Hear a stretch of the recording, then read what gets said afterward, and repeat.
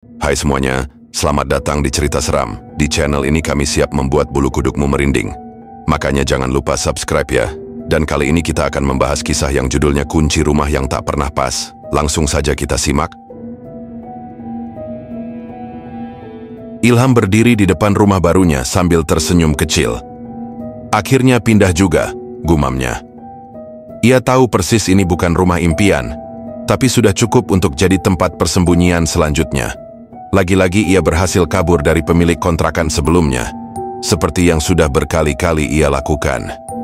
Rekor baru, 3 kali pindah dalam setahun, semua tanpa bayar penuh. Rumah kontrakan ini berada di ujung gang sempit yang jarang dilewati orang.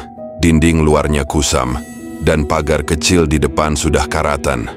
Tapi kunci sudah di tangan, dan pemiliknya tampak mudah dibodohi. Ilham menyeringai, modus lama, hasil tetap. Namun sejak detik pertama mencoba membuka pintu, ada yang terasa janggal. Kunci yang ia putar terdengar seperti mencicit menolak, bukan hanya karena tua, tapi seperti enggan digunakan. Butuh 5 kali putaran dan dorongan ekstra keras sebelum akhirnya pintu terbuka dengan bunyi klik yang pelan namun berat. Ia menganggap itu hal sepele, mungkin hanya perlu pelumas nanti. Hari pertama berjalan normal. Ia beberes, menata barang seadanya, dan tidur cepat. Tapi ketika malam menjelang dan ia hendak keluar sebentar untuk membeli mie instan di warung depan geng, kejadian aneh pertama terjadi. Kunci yang tadi siang digunakan dengan susah payah, kini sama sekali tidak bisa membuka pintu dari luar. Ia memutar, menarik, mendorong, bahkan memukul. Tidak ada hasil, seolah-olah lubang kunci itu bukan untuk kunci yang ia punya. Setelah hampir 10 menit mencoba, Ilham terpaksa masuk lewat jendela belakang, yang untungnya masih belum dipaku. Ia tidur malam itu dengan sedikit kesal, tapi tetap menganggapnya hal remeh. Namun esok paginya, giliran pintu kamar yang tak bisa dibuka dari dalam. Kunci yang sama ia coba, tapi lubangnya kini berbeda. Lebih sempit, lebih dingin. Ia harus menggunakan obeng kecil untuk mencongkelnya. Saat itu, untuk pertama kalinya Ilham merasa ada yang tidak beres. Tapi egonya terlalu tinggi untuk mengakui bahwa sesuatu yang lebih besar mungkin sedang mempermainkannya. Ia hanya tertawa sinis sendiri. Paling kuncinya memang murahan. Yang tak ia tahu, itu baru awalnya. Dan rumah ini bukan tempat untuk orang seperti dia. 3 hari tinggal di rumah itu membuat Ilham mulai gelisah. Bukan karena sepi, bukan pula karena suara tetangga, karena memang tak ada satupun rumah lain yang terlihat berpenghuni di sekitar situ. Tapi karena setiap kunci di rumah itu mulai menolak dirinya. Awalnya cuma pintu depan dan pintu kamar, lalu lemari dapur, kamar mandi, bahkan kotak listrik di tembok belakang, semuanya kini tak bisa dibuka.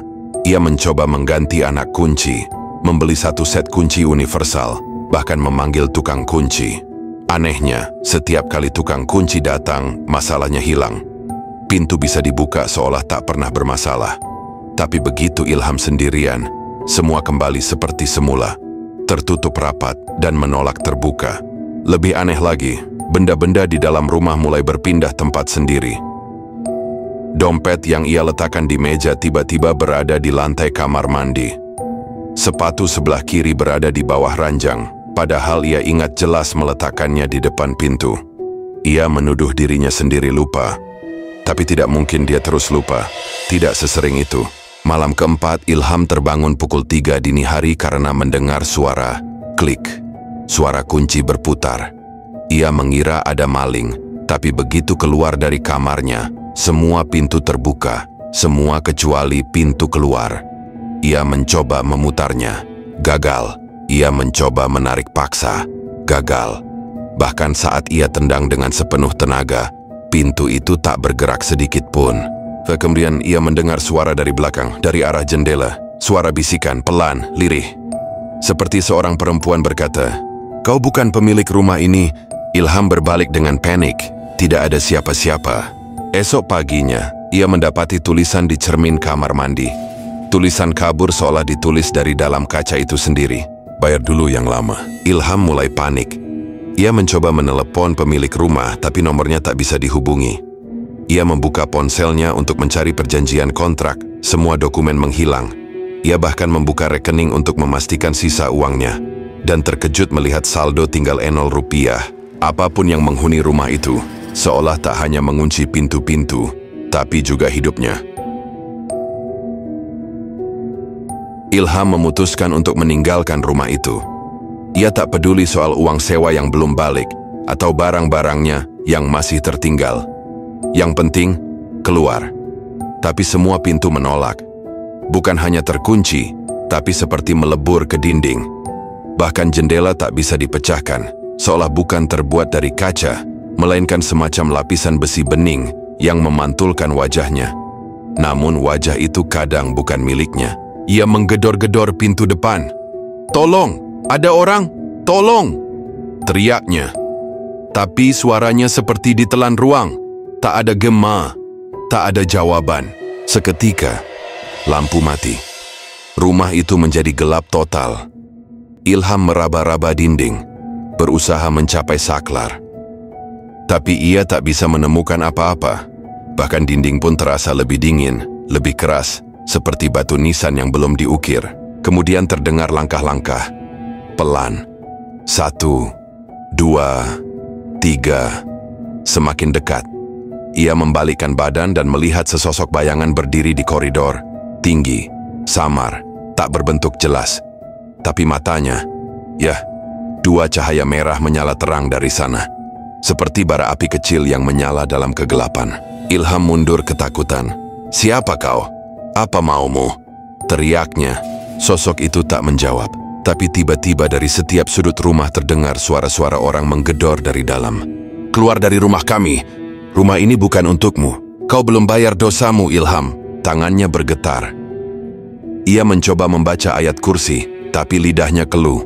Suara-suara semakin keras. Dinding mulai retak, tapi bukan retak biasa, melainkan seperti pecahan wajah orang-orang yang ia kenal. Orang-orang yang pernah ia tipu, pemilik rumah sebelumnya, bahkan seorang ibu tua yang pernah menangis karena Ilham kabur tanpa bayar sewa. Semua wajah itu bersatu dalam satu bisikan serentak. "Kau pikir bisa kabur selamanya?" Ilham berlari ke arah pintu depan lagi, mencoba memasukkan kunci yang sejak awal selalu gagal. Ia berusaha dengan gemetar, berkali-kali memutar, memukul gagang, bahkan menghantam pintu dengan tubuhnya. Tapi kunci itu tetap tak bisa masuk.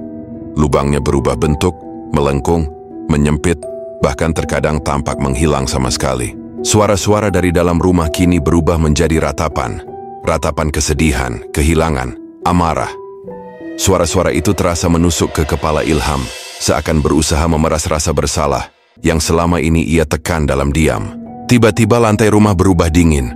Bukan seperti ubin, melainkan seperti lumpur basah. Ilham menunduk, kakinya tenggelam pelan-pelan. Rumah itu seperti mencoba menelannya hidup-hidup. "Tolong! Aku akan bayar semuanya. Aku janji. Aku minta maaf," teriaknya. Panik. Namun tidak ada belas kasihan. Di cermin dekat ruang tamu, wajah Ilham terpampang, tapi berbeda. Wajahnya tampak lebih tua, lebih lelah, penuh luka, dan mata yang menangis tanpa henti.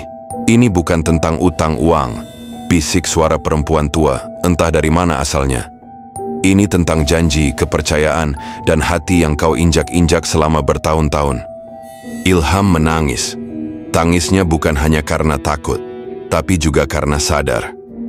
Semua pintu tertutup bukan karena kunci yang salah, tapi karena dirinya telah menjadi orang yang tak pantas diterima dimanapun, bahkan oleh rumah kosong sekalipun. Ketika tubuhnya lenyap ke dalam lantai yang berubah seperti tanah kuburan, rumah itu kembali sunyi. Semua pintu tertutup. Kunci jatuh ke lantai, berdenting sekali, lalu menghilang. Beberapa hari kemudian rumah itu terlihat kosong seperti biasa. Tapi setiap malam terdengar suara kunci diputar dan jeritan pelan dari balik pintu. Tak ada yang berani mendekat. Dan nama Ilham hilang seperti tak pernah ada. Selesai.